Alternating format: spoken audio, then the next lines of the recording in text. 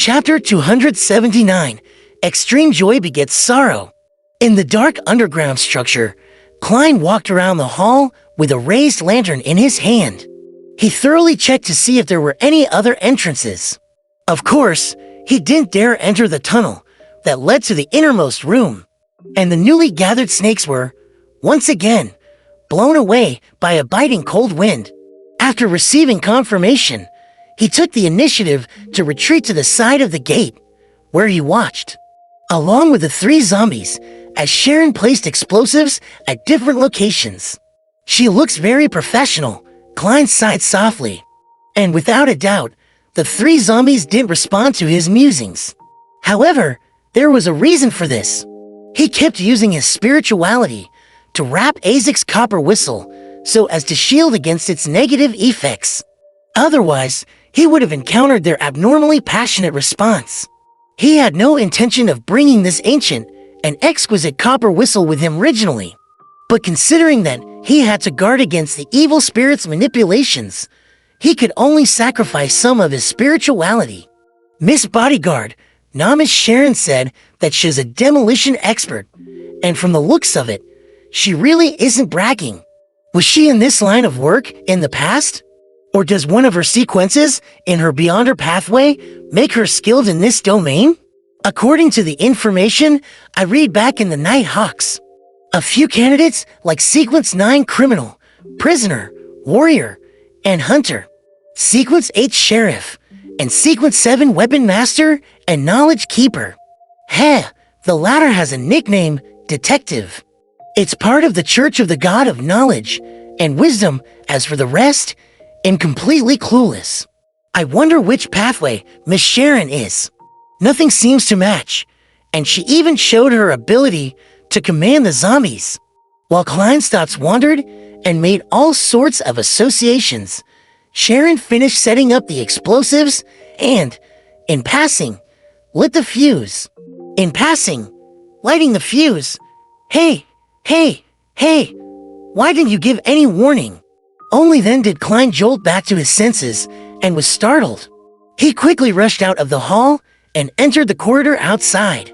As for the three zombies, they calmly followed behind him. It's very safe here.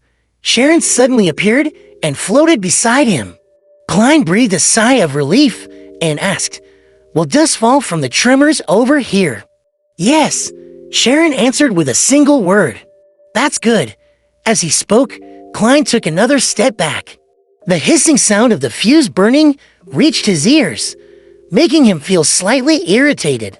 It wasn't because he was afraid of the explosion that followed, but because he couldn't feel at ease. Sharon said suddenly. "Huh?" Klein didn't understand what she meant. Rumble. The earth shook violently, and plumes of dust fell from above. Klein's ears buzzed, and for a moment, he couldn't hear anything else. If it wasn't for the fact that he was a clown, he would have lost his balance and collapsed to the ground. Cough, cough, cough. Having been distracted and caught unaware, he started to cough. He saw boulders and mud rapidly falling in front of him as they instantly blocked the entrance.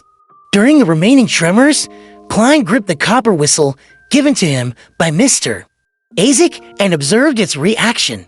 Although he had divined beforehand that his expedition would be safe, he didn't dare to believe it completely, even if it was a revelation gained from above the gray fog, since it involved the statues of the 6 Orthodox gods. Therefore, he cautiously judged whether or not the evil spirit was freed with the help of Aizek's copper whistle.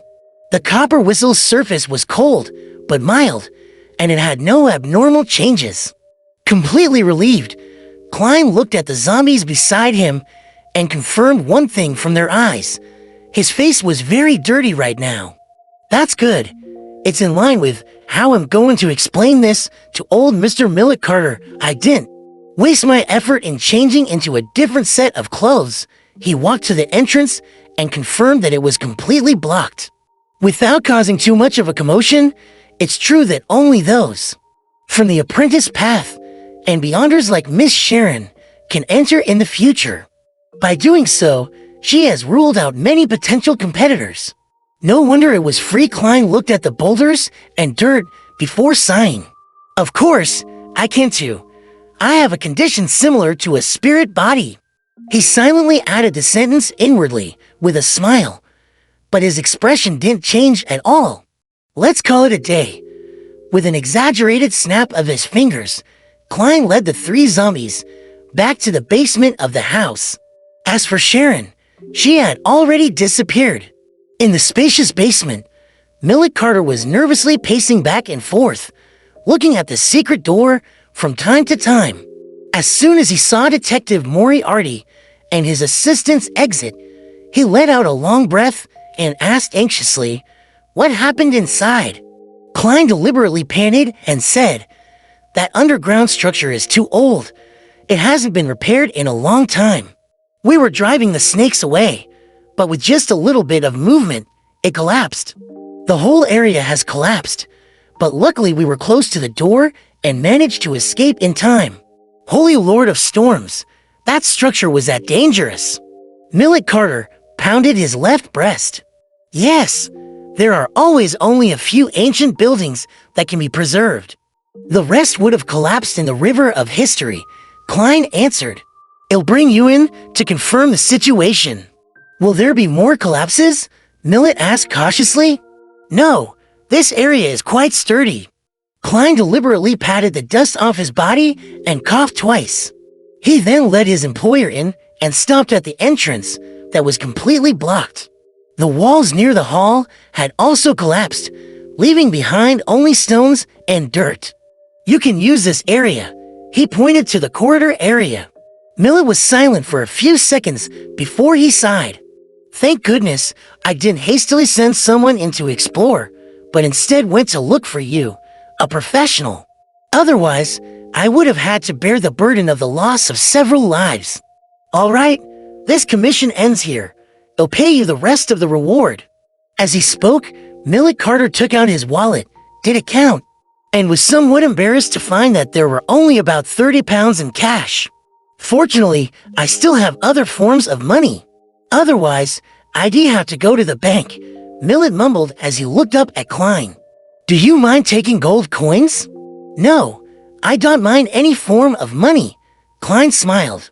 The gold pound of the Lone Kingdom could be in the form of gold coins unless they were of huge denominations. This was the guarantee of the denomination on paper money.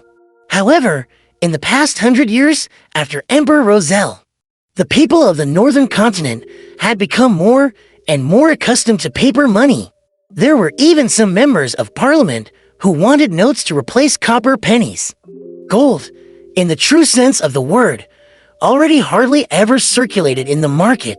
Only some of the old gentlemen would attach a fixed box on the other end of their pocket watch chains, which contained some gold in case of accidents. It was to give them peace of mind, and was also a habit. Millet nodded, and following the gold chain on his clothes, he pulled out a box that flickered with golden light from a certain pocket. He opened the box, took out 5 gold coins, and handed them together with the notes he had previously counted to the detective. Klein didn't hide his actions as he counted the money and suddenly flicked a gold coin and caught it coolly. "Thank you for your generosity." He glanced up at the statue and smiled sincerely. Then he pressed his hand to his chest and bowed whilst facing Millet Carter. Yes, if it were any other detective, even if they demolished the entrance and the passageway, they would definitely have nightmares upon returning. They would hear things at home, and their minds will turn weak. They would feel like they're being watched all the time and experience other problems. That's the corruption of the evil spirit's aura. It will take a very long time before the effects disappear. But we're different. Miss Sharon is like a ghost to begin with. As for me, it'll be completely fine once I go above the gray fog. As for the 3 zombies, they aren't even afraid of death. So what's there to be afraid of? Klein lampooned while in a good mood as he bade Millet Cullen farewell and left his house. Arriving on the street, without even informing him, the 3 zombies walked in another direction. Miss Sharon is gone. She really didn't collect any money for the zombies, Klein smiled as he raised his arm and waved at the departing backs of the 3 zombies. Then, he went home and changed into his normal clothes and headed for the Quelaw Club to practice shooting. After also settling his dinner there as a reward for the successful completion of his mission, Klein returned to Mince Street in a public carriage. The dark, gloomy environment was illuminated by gas lamps, and with his cane, he strolled leisurely along the street. Suddenly, he had a premonition which wasn't too good or bad. What's going on? When Klein looked up, he saw 2 police constables with a dog on a leash, apparently investigating the streets. Investigation? An investigation with a police dog. Is this a result of the serial killings? The scene of the murder had the smell of cloves and gooseberries, so they included a police dog. Klein couldn't help but silently lampoon. The history of dogs dated back as far as the Roselle period, but the numbers had always been small. Considering that he had many things on him, and considering his earlier premonition, Klein decided to take a detour. But at that moment, the 2 policemen saw him and signaled for him to stop. The corner of Klein's mouth twitched as he waited in place with a smile on his face. Routine investigation. As they approached, one of the officers showed his identification documents. All right, before Klein could finish his sentence, the police dog suddenly growled at him and barked endlessly. Is it because of the smell of gunpowder on me? The smell of gunpowder from my afternoon practice? Klein instantly realized what was happening. He looked at the faces of the 2 officers who were now on alert. With a thought, he smiled and said, "It's this. I picked up a revolver along the way, along with an armpit holster and bullets. I was planning on handing them over to the police." Slowly, he took out his revolver, raised his hands to his shoulders, and added with a serious smile, "Officers, I really am not bearing a gun illegally." As one constable remained on high alert, the other constable received the revolver and said seriously, "You have to come back to the police station with us." "All right," Klein returned with a radiant smile. "But I have a request. Please inform my lawyer, Mr. Jurgen Cooper. I will only accept a body search with him around."